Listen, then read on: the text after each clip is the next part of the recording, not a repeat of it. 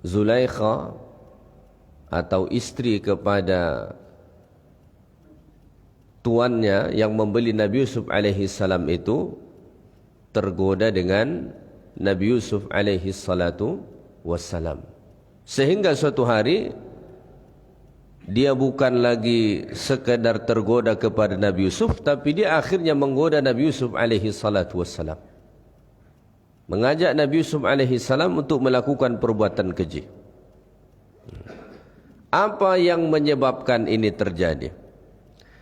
Para ulama mengatakan ini sebagai pengajaran bagi kita. Sebabnya adalah al-ikhtilat wal khulwah. Sebabnya adalah ikhtilat. Ikhtilat itu apa? Bercampur. Bercampur baur. Di rumah itu Nabi Yusuf alaihi salam dengan Zulaikha ini kan bercampur baur istilahnya. Tinggal di dalam rumah yang sama. Maka laki-laki dan perempuan itu enggak boleh ikhtilat. Enggak boleh bercampur baur.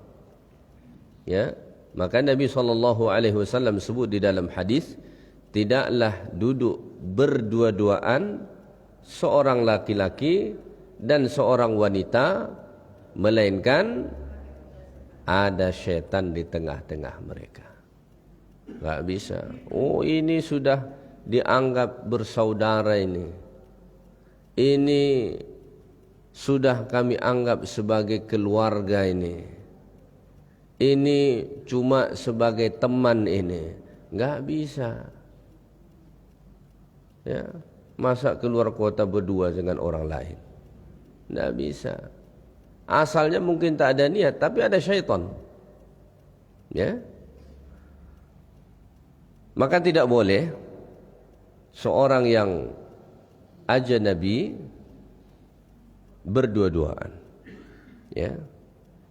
Maka ada disebut di dalam hadis Nabi sallallahu alaihi wasallam, kata Nabi alaihi salatu wasallam, iyyakum wad-dukhul 'ala an-nisa. Hati-hati masuk menemui perempuan. Ya.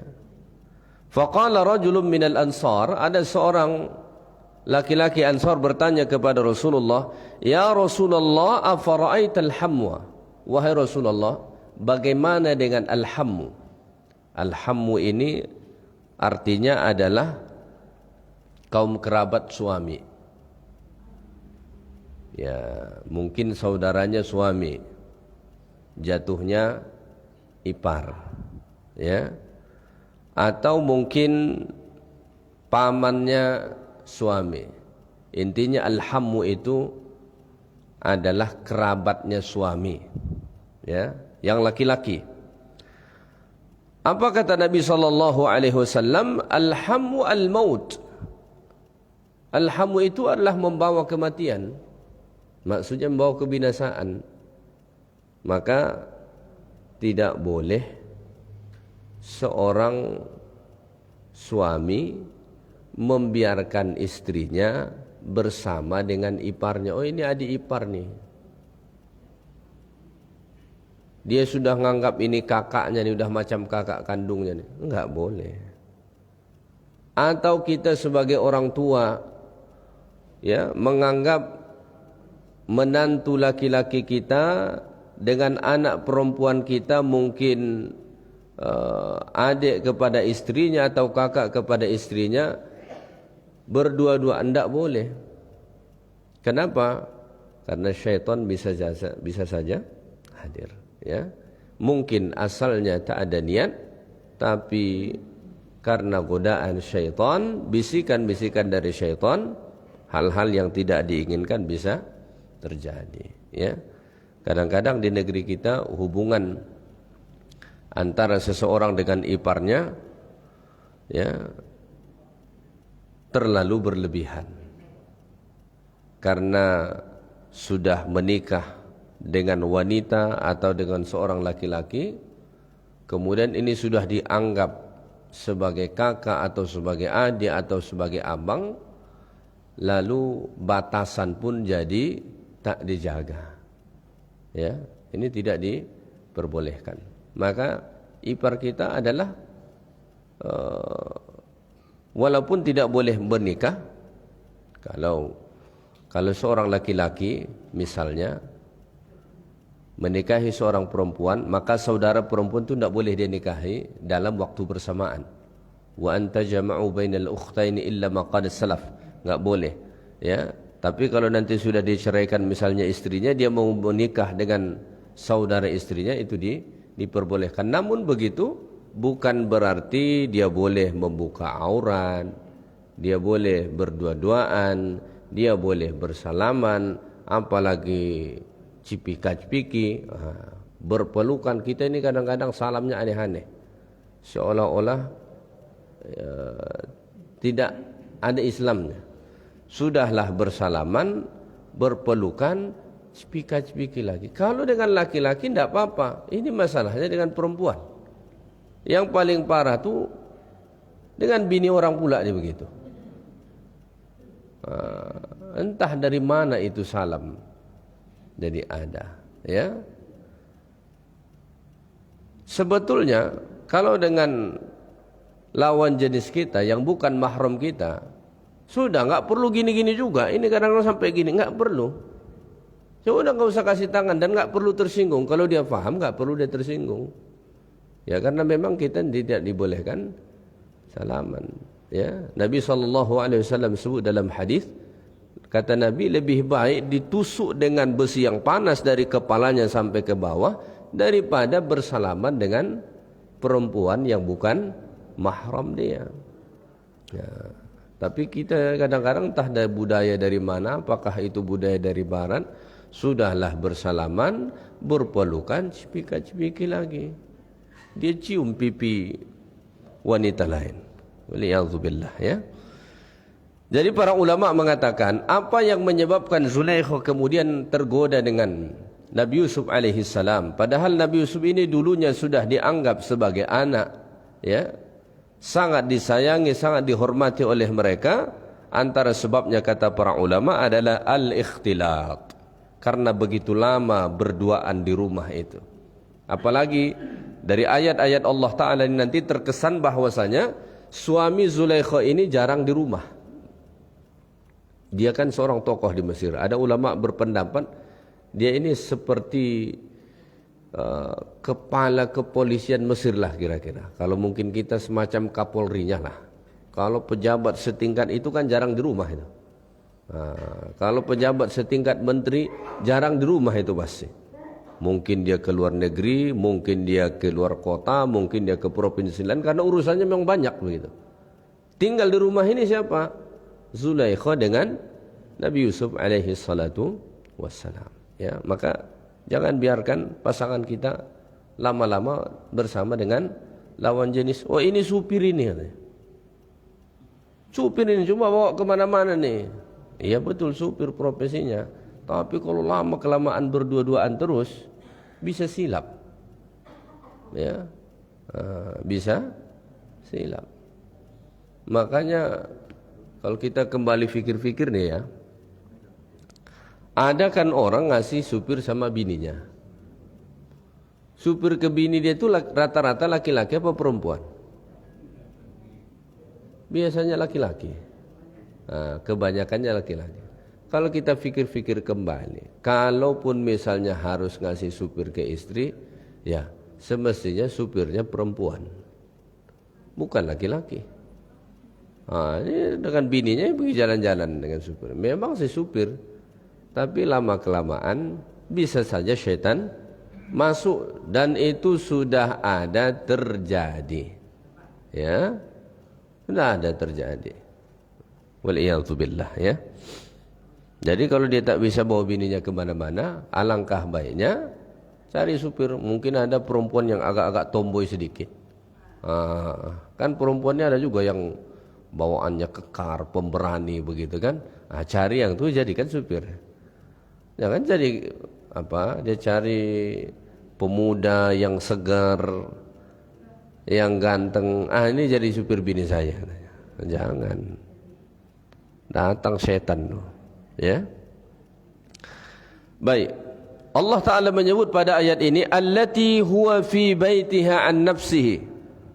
Ya, Allah Ta'ala mengatakan warawadathu allati huwa fi baitiha an nafsihi, telah menggoda akan Nabi Yusuf alaihi salam wanita yang Yusuf tinggal di rumahnya. Wanita ini sebetulnya kalau dalam sebutan bahasa Arab sayyidahnya Nabi Yusuf. Kalau suami Zulaikha itu panggilannya sayyid, tuannya begitu. Istrinya panggilannya sayyidah. Ya. Kalau untuk laki-laki sayyid, untuk perempuan sayyidah. Datang di kita susah nyebut sayyidah, disebut siti. Sebetulnya siti itu asalnya sayyidati. Tapi karena di kita susah menyebut sayyidati, akhirnya disebut dengan siti. Apa kita sebut? Siti Aisyah misalnya. Sebetulnya asalnya itu sayyidati Aisyah, sayyidati Maryam. Tapi karena sulit menyebut sayyidati, akhirnya kita sebut Siti Maryam, Siti Aisyah, Siti Khadijah. Akhirnya muncul Siti Nurkhaliza. Sebetulnya itu asalnya sayyidati, ya. Allah tidak menyebutkan di sini pada ayat ini dia sebagai sayyidah dengan sebutan sayyidah. Allah hanya mengatakan wanita yang Yusuf tinggal di rumahnya. Allah tidak menyebutkan dia dengan nama kebesarannya. Kenapa? Karena istingkaran li sani'iha. Karena bentuk pengingkaran Allah terhadap apa yang dia perbuat. Allah tidak menyebut kedudukannya, nama kebesarannya, karena Allah mengingkari apa yang dia perbuat. Sebetulnya wanita ini, Zulaikha ini, sayyidahnya Nabi Yusuf, ya, majikannya Nabi Yusuf alaihi salatu wassalam, ya. Tapi Allah tidak sebut dia dengan sayyidah pada ayat ini karena bentuk pengingkaran Allah terhadap apa yang dia perbuat. Maka orang yang berkelakuan keji, berkelakuan buruk, tak layak dipanggil dengan panggilan-panggilan terhormat. Ini sudahlah perangainya buruk, akhlaknya jelek, perbuatannya keji, masih dipanggil yang terhormat. Tak ada penghormatan untuk orang yang seperti itu. Makanya Allah tidak menyebutkan Zulaikha pada ayat ini dengan kedudukannya. Sebetulnya kedudukan dia sayyidah kepada Nabi Yusuf alaihi salam, tapi Allah tidak mau menyebutnya demikian istingkaran li sani'iha, karena bentuk pengingkaran Allah terhadap apa yang dia perbuat. Tidak layak dia disebut dengan sayyidah atas apa yang dia lakukan. Misalnya nih, kan di negeri kita ini macam-macam kasus juga. Ada kasus katanya kiai mencabuli santrinya. Ini bukan mau menjelekkan pesantren loh nih, tapi faktanya kan memang ada, ya. Cuma yang kurang enak itu apa? Masih dipanggil kiai. Kalau sudah begitu jangan panggil kiai lagi. Kiai itu kan sebutan yang terhormat.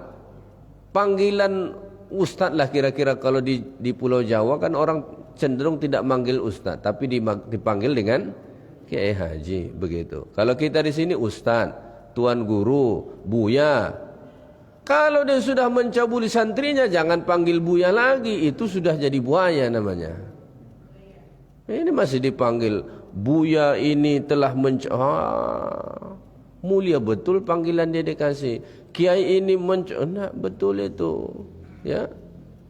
Itu sudah tidak benar. Maka tidak usah lagi pakai panggilan-panggilan terhormat itu untuk orang tadi. Kenapa? Tak sesuai dengan apa yang dia perbuat. Karena nama kiai itu tak mungkin yang namanya kiai mencabuli. Kalau dia sudah mencabuli, dia bukan kiai. Lalu dia siapa? Penjahat seksual. Iya. Macam-macam namanya. Ada namanya pedofil. Pedofil itu apa? Hati-hati. Pantang dia tengok anak kecil. Sasaran dia anak kecil. Ya. Itu dia tengok anak kecil pergi ke toilet, dipepet sama dia, diikutin. Mau laki-laki mau perempuan, itu pedofil namanya. Memang sudah rusak sarafnya. Ya. Bahaya. Lalu masih dipanggil sebagai kiai, dipanggil sebagai ustaz. Wah. Ada pesantren namanya pesantren waria. Pesantren itu kan sebutan yang bagus. Yang dibayangkan kalau pesantren itu isinya orang ngaji kitab, ya kan? Akhlaknya pada baik. Tapi ini isinya bencong semua. Itu cocoknya dipanggil apa? Peternakan bencong, bukan pesantren lagi dipanggil. Tapi ini karena ingin menghalalkan perbencongan ini, disebutlah ini pesantren waria, bukan peternakan bencong. Nggak layak. Ya, maka pada ayat ini Allah tidak mau memanggil wanita ini lagi sebagai sayyidah istingkaran li sani'iha. Karena bentuk pengingkaran Allah terhadap apa yang dia perbuat. Tidak layak dia menyandang gelar sayyidah atas apa yang dia lakukan. Ini sama. Di mana-mana pun, di instansi kah, di tempat kerja kah, apakah, kalau perangainya tak betul, sudah melenceng, ya, maka panggilan-panggilan terhormat, pangkat-pangkatnya tak perlu lagi kita sebut. Kenapa? Ya sudah enggak benar perbuatannya, kan gitu. Nah, nama besar itu kan harus sesuai dengan apa yang dia perbuat, sesuai dengan akhlaknya, sesuai dengan sikapnya. Maka tak layak seorang dipanggil dengan nama kebesaran kalau akhlaknya jelek, buruk, tak sesuai dengan nama yang disandarkan kepada dia, begitu, ya. Tapi kalau tidak salah saya itu ada tuh pesantren waria itu ada itu. Ya. Kalau untuk menginsafkan para bencong bolehlah. Tapi kita tengok pengurusnya sampai ke bawah bencong semua. Tak macam mana pula dapat izin itu jadi pesantren, tak tahu pula saya itu. Baik. Kemudian Allah Ta'ala sebut pada ayat ini, tatkala wanita itu menggoda Nabi Yusuf alaihi salatu wassalam, wa ghallaqatil abwab, dia menutup pintu-pintu rumahnya, termasuk jendelanya. Seluruh pintu-pintu rumahnya ditutup. Ditutupin sama dia. Ya. Di sini Allah Ta'ala membuat jamak abwab, wa ghallaqatil abwab, dia menutup pintu-pintu. Kata al-Imam Al-Qurtubi, kanat sab'atu abwabin ghallaqatha. Di rumah itu ada 7 pintu. Jadi rumahnya cukup besar, sampai ada 7 pintunya. Ya.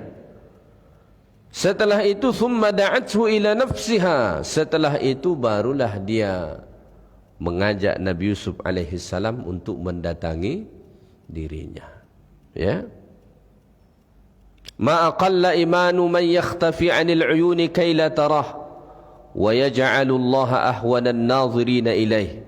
Sungguh sedikit atau sungguh lemah iman seseorang, ya, yang berusaha supaya tidak dilihat oleh manusia perbuatannya, dan dia memandang rendah atau tidak memperdulikan pandangan Allah terhadap dia. Dia menutup pintu-pintu rumahnya tadi kan dengan maksud supaya tak ada orang nampak, supaya kemudian dia merasa aman atas apa yang dia perbuat. Ini menunjukkan bahwasanya betapa sedikitnya iman atau bahkan tak ada iman dalam dirinya. Kenapa?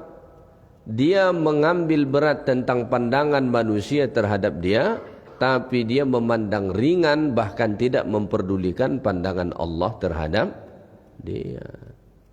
Walaupun dia tutup pintu, dia tutup semua jendela, bukan berarti Allah tidak nampak dia. Allah Ta'ala melihat dia. Jadi kalau ada manusia merasa aman saat orang tidak melihat dia, lalu dia merasa aman melakukan maksiat, maka itu tanda bahwa imannya sungguh sangat lemah. Ya, karena dia lupa bahwa dia dilihat oleh Allah Subhanahu wa taala. Ya. Wa ghallaqatil abwab, dia menutup pintu-pintu rumah. Setelah itu waqalat haytalak, dia berkata haytalak, segeralah, ya, halumma asri' ila firashi, datanglah ke tempat tidurku ini. Falaysa hunaka man yukhsha, enggak ada yang ditakutin, pintu saya sudah tutup, semua sudah tertutup, enggak ada yang bisa melihat, mari ke sini wahai Yusuf. Ya. Mohon maaf, ini dalam keadaan dia betul-betul sudah bersiap sedia untuk melakukan perbuatan keji itu. Ya. Al-mar'atu huna hiya sabab. Kalau kita perhatikan ayat Allah Ta'ala ini, siapa yang menjadi sebab atau yang mengajak untuk melakukan perbuatan keji ini? Wanita itu.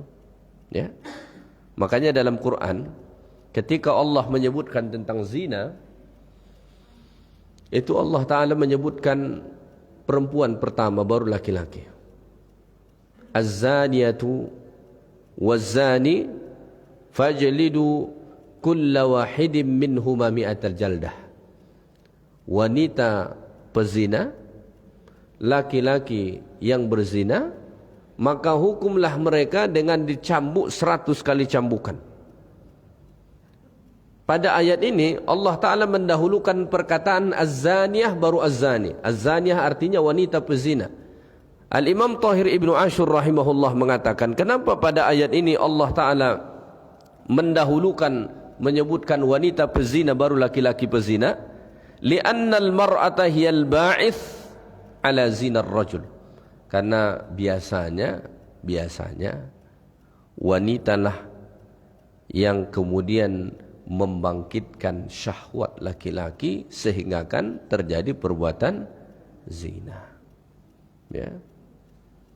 Tapi ketika Allah menyebutkan tentang mencuri, itu ayat yang pertama Allah Ta'ala sebut adalah laki-laki. As-sariqu was-sariqatu faqta'u aydiyahuma. Laki-laki pencuri, perempuan pencuri, potong kedua tangannya. Ya, potong tangannya, potong tangan mereka berdua. Pada ayat itu Allah Ta'ala mendahulukan menyebutkan as-sariq, laki-laki pencuri. Kenapa? Biasanya pencuri ini laki-laki. Ya, sedangkan zina biasanya yang cenderung menyebabkan terjadinya adalah wanita. Mungkin dari sisi penampilannya, pakaiannya, gayanya, godaannya dan sebagainya. Maka Nabi SAW sebut di dalam hadis, ya, kata Nabi, tidak ada fitnah yang paling berat laki-laki setelahku selain daripada wanita. Ya, wanita ini menjadi fitnah paling berat bagi laki-laki. Maka sebagian laki-laki diuji dengan harta, selamat dia. Ya. Ditekan, selamat dia. Lalu bagaimana menghancurkannya? Diuji dengan perempuan. Tiba-tiba dimasukkan perempuan ke dalam kamarnya. Wah. Ya, jebakan.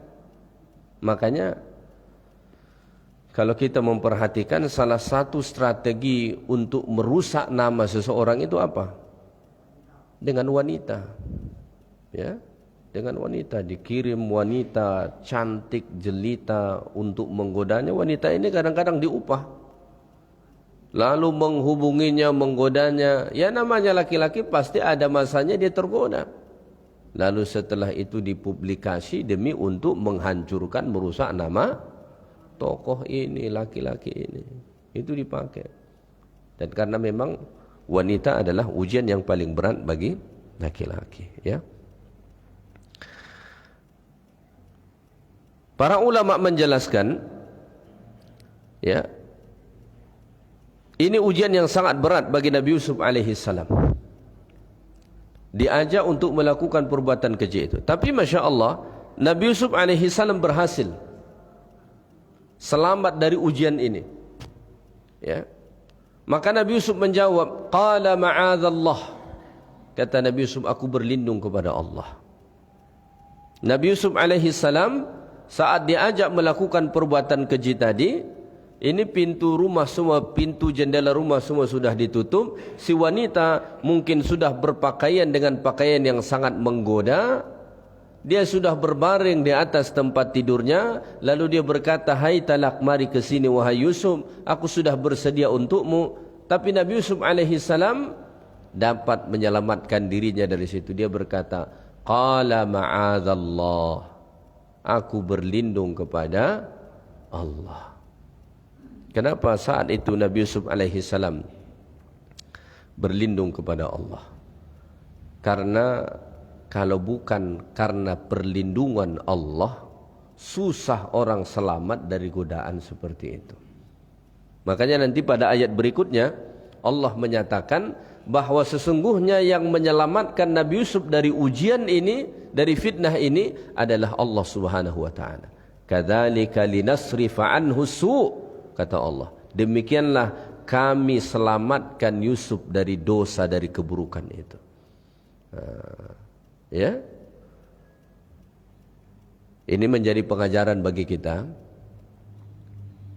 Mana tahu godaan yang lebih kurang sama dialami oleh kita, maka bacalah isti'adzah, a'udzu billahi minasyaitonir rajim, atau sebutlah seperti mana yang disebut oleh Nabi Yusuf, ma'adzallah, aku berlindung kepadamu ya Allah, jaga aku, pelihara aku, selamatkan aku. Kenapa? Karena namanya kita manusia, dalam diri kita ini ada nafsu. Nafsu itu cenderung kepada situ. Zuyyina lin-nasi hubbus syahawat minan nisa. Syahwat laki-laki ini pertama kepada apa? Wanita. Ya. Itu kecenderungannya. Maka berlindung kepada Allah Subhanahu wa taala. Yang kedua, Nabi Yusuf alaihi salam berkata, innahu rabbi ahsana mathwaya. Kata Nabi Yusuf alaihi salam, sesungguhnya tuanku, maksudnya ini kata para ulama tafsir, suami Zulaikha ini sudah begitu baik denganku, maka aku tak mungkin berkhianat dengannya. Pertama, cara Nabi Yusuf untuk menyelamatkan dirinya berlindung kepada Allah, ma'adzallah, berlindung kepada Allah Ta'ala.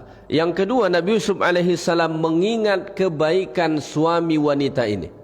Suami wanita inilah yang telah membeli Nabi Yusuf.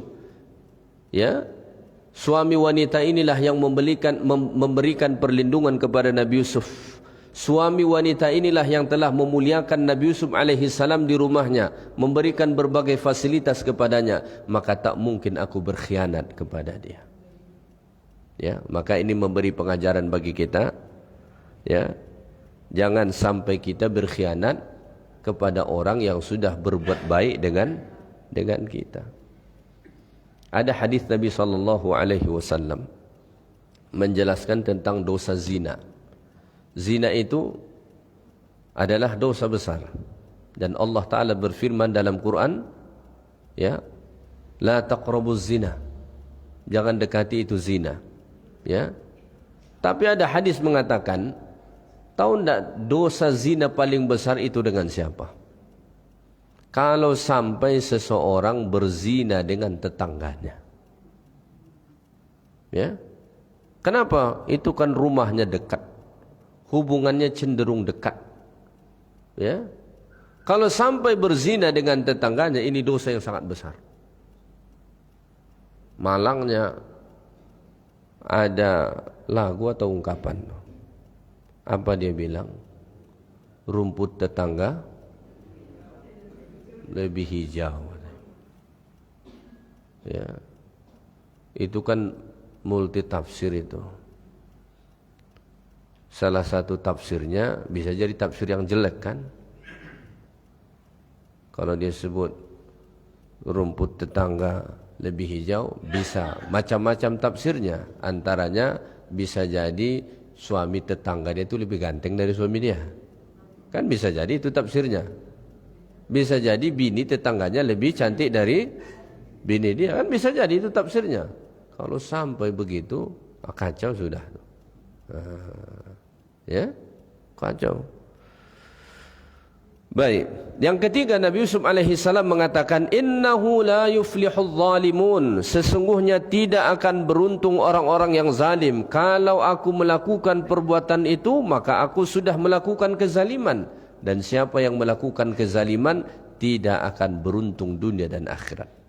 Tiga ini cara Nabi Yusuf untuk selamat dari godaan wanita itu.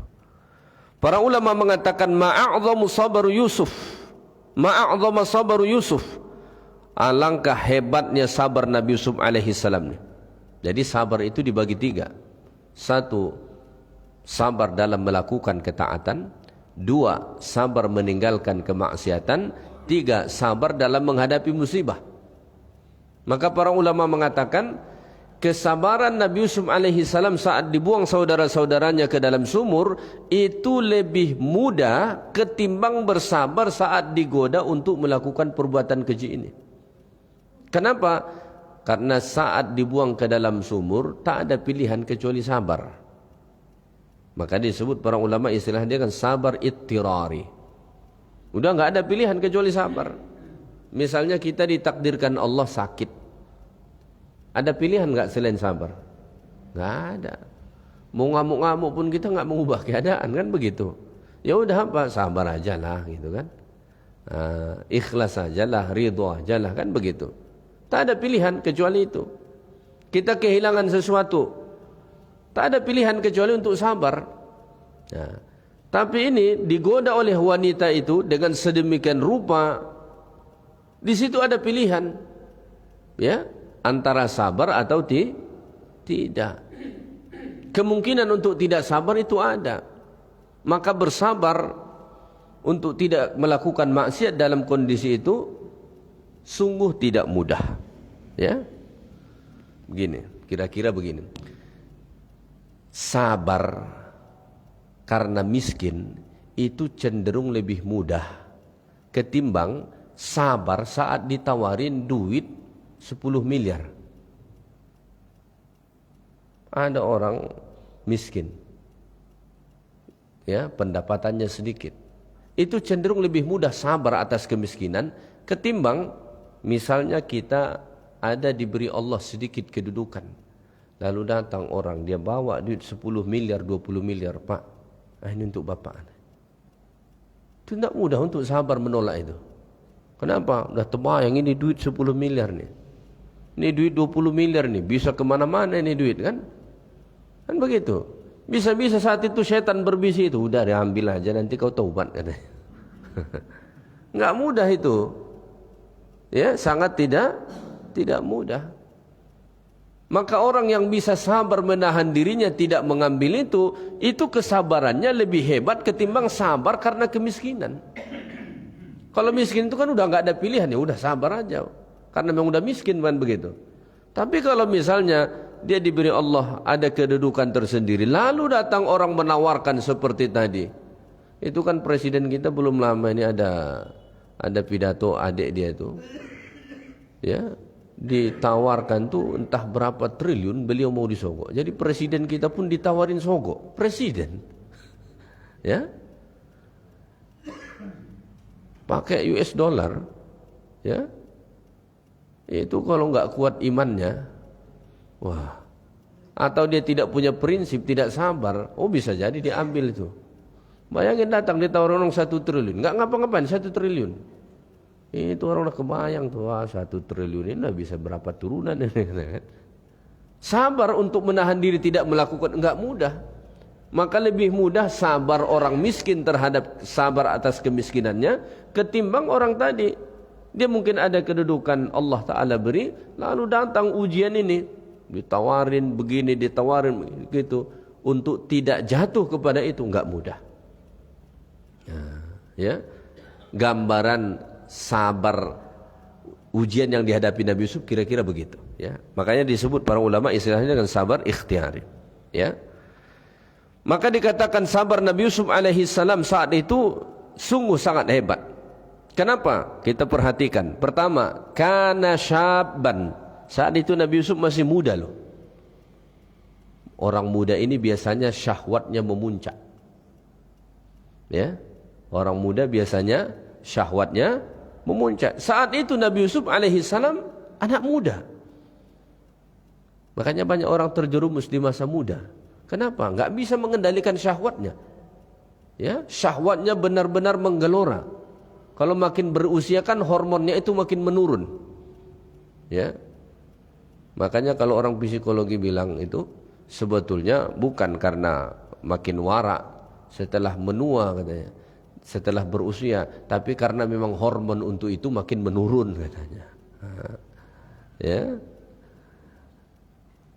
Masa muda itu adalah masa di mana syahwatnya begitu bergelora. Ini Nabi Yusuf saat digoda adalah sedang muda-mudanya. Maka kecenderungan ke arah situ pada umumnya bagi orang yang masih muda begitu kuat. Yang kedua, wa kana azban. Saat itu Nabi Yusuf lajang. Enggak ada tempat mencurahkan syahwat. Kalau sudah beristri, ada pasangannya, kan ada pelampiasannya. Makanya disebut, kalau engkau tergoda melihat wanita di luar sana, maka pulanglah, temui istrimu, apa yang ada pada wanita itu ada pada istrimu. Ada penyalurannya. Ini Nabi Yusuf enggak ada. Ya. Maka untuk melawan godaan itu enggak mudah. Yang ketiga, wa kana ghariban. Nabi Yusuf di Mesir itu orang asing, perantau, bukan kampungnya. Kampung asal Nabi Yusuf kan di Kanaan, ya, Palestina. Orang perantau ini kadang-kadang cenderung lebih mudah melakukan perbuatan-perbuatan begini karena tidak di kampungnya. Makanya kalau kita melihat di kota-kota besar terutama yang suka melakukan perbuatan-perbuatan keji begini, biasanya bukan orang situ. Orang dari berbagai daerah datang merantau ke kota, lalu melakukan perbuatan-perbuatan begini. Kenapa begitu mudah dia melakukan perbuatan begitu? Karena dia merasa lebih bebas. Tidak di kampungnya, tak ada orang tuanya. Makanya dia merasa bebas melakukan perbuatan keji seperti itu. Ini Nabi Yusuf alaihissalam posisinya begitu. Dia orang asing di Mesir. Ya. Pada umumnya orang lebih ringan melakukan perbuatan itu karena dia sebagai orang asing. Nah, misalnya di Pekanbaru nih, yang paling ringan melakukan perbuatan-perbuatan begini biasanya orang yang merantau ke sini. Kalau orang yang kampung dia di sini, orang tua dia di sini, pasti nggak mudah dia begitu. Nah, yang memasuki tempat-tempat prostitusi lah kita sebut mungkin, atau mungkin kelab malam dan sebagainya, itu pasti rata-rata bukan penduduk asal tempat tersebut, rata-rata orang yang merantau. Kenapa? Dia merasa bebas. Nah, karena bukan di kampung dia. Posisi Nabi Yusuf alaihissalam saat itu demikian. Nah, ya. Kemudian wa kana abdan. Status Nabi Yusuf saat itu seorang hamba sahaya. Hamba sahaya ini kalaupun melakukan kesalahan, itu hukumannya setengah dari hukuman orang merdeka. Enggak sama hukumannya. Jadi artinya kalaupun misalnya Yusuf melakukan itu, dihukum hukumannya pun setengah dari hukuman orang merdeka. Enggak sama. Karena zaman itu masih ada perhambaan, sistem perhambaan. Ya. Wal mar'atu dzatu mansibin wa jamalin. Wanita ini pula yang menggoda Nabi Yusuf, wanita yang punya kedudukan dan cantik jelita. Kalau yang menggoda itu jelek begitu, ya mungkin mudah dia menolaknya. Tapi ini sudahlah punya kedudukan, berharta, cantik pula. Ya, tak mudah untuk melawannya. Ya. Kemudian wal mar'atu hiyat talibah, yang meminta ini si wanita, bukan Nabi Yusuf yang menggodanya, si wanita yang meminta. Ya. Wa kana fi baitiha, tempatnya pula di rumah wanita itu. Ya. Di bawah kekuasaan dia. Sehingga kalau kita melihat beberapa hal ini, maka kita dapat menyimpulkan tak mudah bagi Nabi Yusuf untuk menolak itu. Tapi Masya Allah, dengan kekuatan imannya, Nabi Yusuf sabar menahan dirinya tidak terjerumus kepada perbuatan keji tadi. Padahal dia masih muda, dia masih lajang, dia di sana sebagai orang asing. Wanita ini yang mengajaknya di rumah wanita itu, ya, wanita ini punya kedudukan, cantik jelita. Tapi dengan iman yang ada di dada, Nabi Yusuf berkata, qala ma'adallah innahu rabbi ahsana mathwaya innahu la yuflihul zalimun. Nabi Yusuf alaihi salam menolaknya dengan 3 itu. Pertama, berlindung kepada Allah. Yang kedua, dia mengingat kebaikan suami wanita ini. Dan yang ketiga, Nabi Yusuf sadar bahwasanya kalau sampai terjerumus kepada perbuatan itu, tidak akan ada keberuntungan, keselamatan baginya dunia dan akhirat. Ya, maka tidak mudah. Oleh karena itulah disebut dalam hadis Nabi SAW, salah satu orang yang mendapat naungan di padang mahsyar itu siapa? Bukan orang yang banyak solatnya, khatam Quran berkali-kali, tidak. Salah satu, kata Nabi, dari 7 golongan yang dapat naungan di akhirat itu, kata Nabi, rajulun da'at sumra'atin dhata mansibin wa jamalin wa qala inni akhafullah. Laki-laki yang digoda oleh wanita. Bang, kata, digoda macam-macam, di chat, di telepon, ya, didekatin, digoda oleh wanita.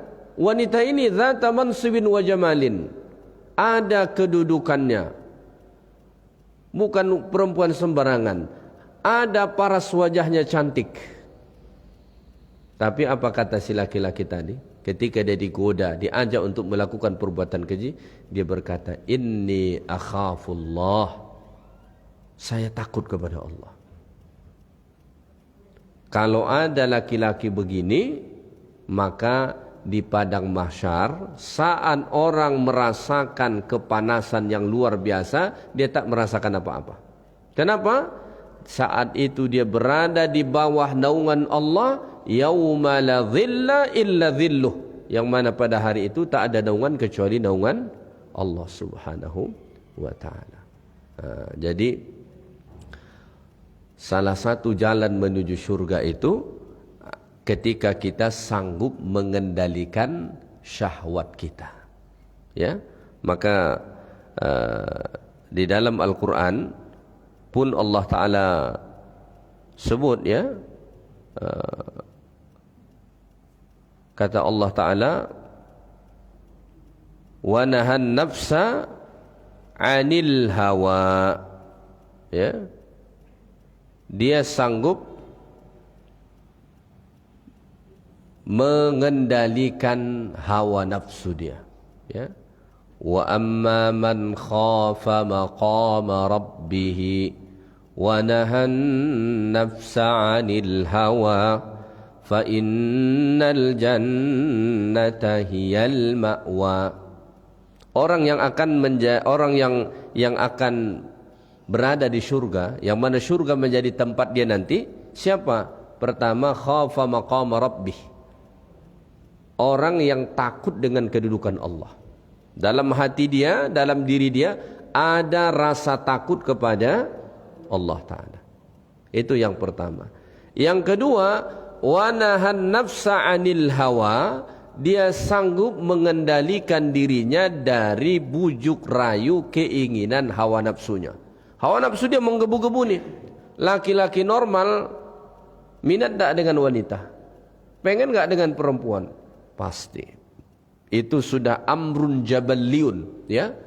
Satu hal yang sudah alami Allah buat pada diri laki-laki itu minat dengan perempuan. Gak bisa dipungkiri.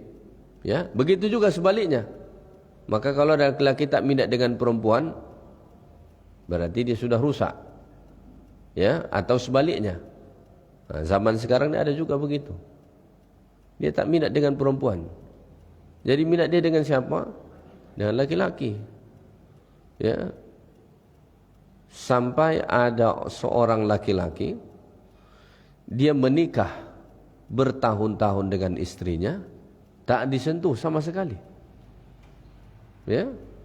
Tak disentuh sama sekali istrinya. Kenapa? Syahwat dia tak ada ke perempuan itu. Kenapa? Dulu mungkin karena pergaulan sudah rusak.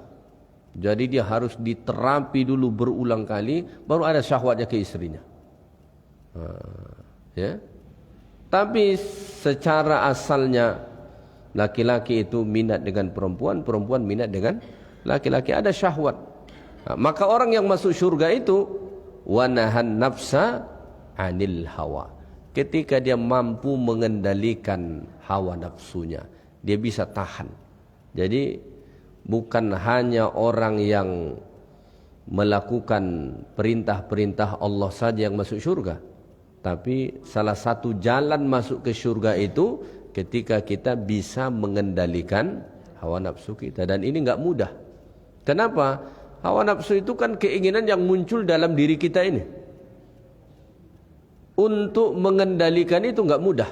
Kenapa? Asalnya diri kita ini ingin. Melawan itu enggak mudah. Ya, makanya ada istilah dengan jihadun nafs. Ya, jihad menentang hawa nafsu. Tidak mudah untuk melawannya. Makanya Nabi SAW dalam hadis itu memberi solusi.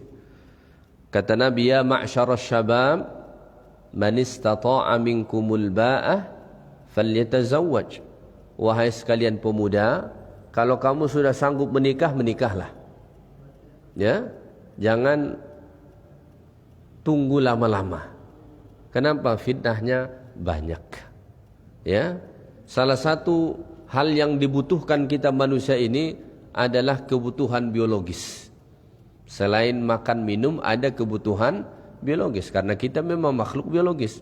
Ya, kalau sudah dewasa ada kemampuan menikah, menikahlah. Ya ma'syarasy syabab man istata'a minkumul ba'ah falyatazawwaj. Kalau sudah ada kemampuan menikah, menikahlah. Tapi kalau tak ada jangan nekat. Nah, ini ada kadang-kadang terlalu termotivasi dengan kata-kata motivator untuk menikah, nekat dia menikah. Tak ada apa-apa menikah juga dia. Nah, tapi kalau dua-duanya sama-sama nerima sih enggak apa-apa. Takutnya satu enggak mau nerima, kan begitu.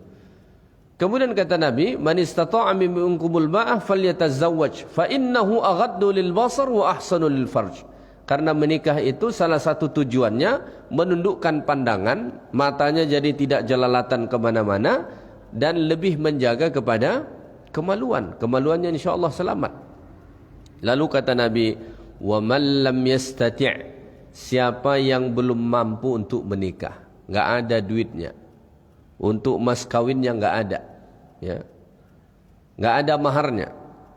Karena mahar itu, mahar terbaik itu adalah harta, bukan yang lain. Ya, dulu pernah viral ada pernikahan seorang influencer, maharnya apa? Membaca surah Ar-Rahman. Orang menganggap seolah-olah itu adalah mahar tersuci. Salah. Mahar terbaik itu ya harta. Tapi boleh enggak maharnya dengan mengajarkan Quran? Boleh. Tapi itu pilihan terakhir kalau kita lihat dalam hadis Nabi. Datanglah seorang wanita ke Nabi, dia bilang, ya Rasulullah, nikahilah saya. Kata Nabi, mohon maaf, saya enggak berminat dengan kamu. Lalu ada sahabat, ya Rasulullah, oper ke saya, biar saya nikahin ini wanita. Kata Nabi, boleh. Tapi mana maharnya? Nah, tak ada duit saya wahai Rasulullah.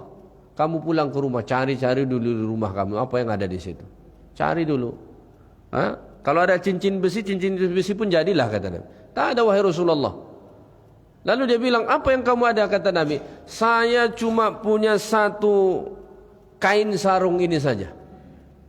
Yang dia punya cuma kain sarung, mau menikah. Kata Nabi, kalau itu kamu kasih, dia bilang, ini ajalah saya bagi dua dengan dia. Kata Nabi, kalau kau kasih itu ke dia setengahnya, apa untuk kamu lagi? Karena dia pengen terus nikah, lalu Nabi bilang, ada enggak ayat Quran yang kamu hafal? Ada wahai Rasulullah. Oke, kalau begitu saya nikahkan kamu dengan wanita ini, maharnya dengan Quran yang ada padamu kau ajarkan dengan dia. Kalau kita lihat hadis itu, mahar dengan ayat Quran ini itu mahar terakhir, karena udah enggak ada apa-apa yang dia punya. Tapi datang sebagian orang menganggap dengan membacakan surah Ar-Rahman sebagai mahar pernikahannya, seolah-olah itu mahar tersuci. Enggak, mahar yang paling bagus itu apa? Ya, kalau Nabi dulu sampai beberapa ekor unta, ada sekitar 12 ekor unta.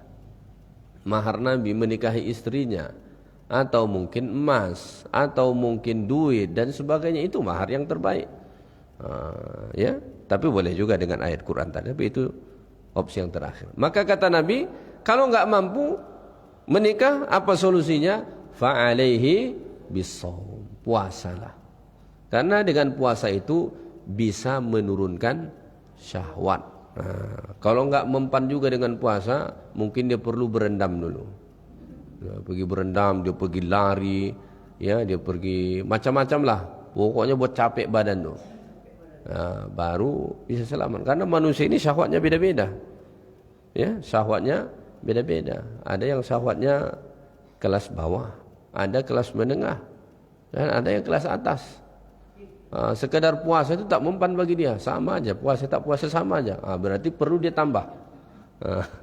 Dia perlu tambah berolahraga, mungkin dia pergi berenang, mungkin dia pergi lari, sampai dia capek baru. Ya. Baik, itu saja kajian kita pada subuh ini. Mudah-mudahan dapat kita ambil pengajaran darinya. Mudah-mudahan Allah Ta'ala selamatkan kita daripada fitnah zina, dari keluarga kita dan seluruhnya. Ya, doakan anak-anak kita juga supaya selamat. Rasulullah SAW pernah mendoakan seorang laki-laki yang hendak berzina dengan doa ini. Ini bagus sekali doa ini kita bacakan untuk anak kita. Datang seorang laki-laki ke Nabi, dia bilang, ya Rasulullah, izin saya mau zina. Mendengar itu para sahabat marah. Lalu kata Nabi, bawa dia ke sini. Lalu Nabi tanya, betul kau mau berzina? Iya wahai Rasulullah. Lalu kata Nabi, apa pendapatmu kalau orang berzina dengan makmu? Saya tak mau wahai Rasulullah. Kalau orang berzina dengan saudara perempuanmu mau? Tidak mau wahai Rasulullah. Nabi tanyain, semua dia kata tak mau. Terakhir Nabi bilang, kalau kau berzina dengan wanita, mungkin wanita itu ibu orang lain, istri orang lain, saudara perempuan orang lain, dan seterusnya Nabi sebut. Terakhir Nabi letakkan tangan Nabi di dada dia, lalu Nabi doakan. Baca doa ini untuk anak-anak kita. Apa doanya? Allahumma tahhir qalbahu. Ya Allah, sucikan hatinya. Karena biasanya yang cenderung ingin berzina ini hati yang kotor, otak yang kotor. Allahumma tahhir qalbahu. Ya Allah, sucikan hatinya. Wa hassin farjahu, jaga kemaluannya ya Allah. Doa ini sangat baik kita baca, terutama untuk anak-anak kita, atau mungkin barisan cucu, generasi penerus kita, supaya di zaman ini, di zaman yang begitu hebat fitnah zina ini, mudah-mudahan kita dan semua keturunan kita diselamatkan Allah Subhanahu wa taala. Subhanakallahumma wa bihamdik, asyhadu an la ilaha illa anta, astaghfiruka wa atubu ilaik. Assalamualaikum warahmatullahi wabarakatuh.